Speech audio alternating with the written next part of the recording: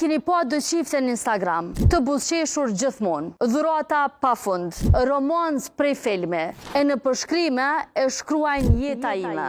E kur ishen kafe, as nuk foljen me njani tjetren. Se cilin telefon sy për tokë, të ftoht, pa as një grim spërjetime.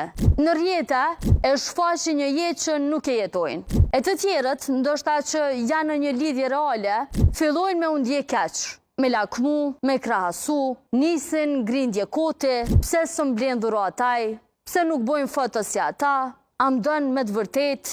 E dashnia që duhej me qenë qetësi, kthehet në një garë performance. Po hajde merru vesh me këtë kohë ku dashnia matet me followersa. E marrëdhëniet vlerësohen me storje. Njerëzit po dashurohen më shumë me idenë e një çifte se sa me njëri tjetrin. Po rrim bashk për content, jo për ndjenja. Po bojnë lajka ma shumë se për qafime.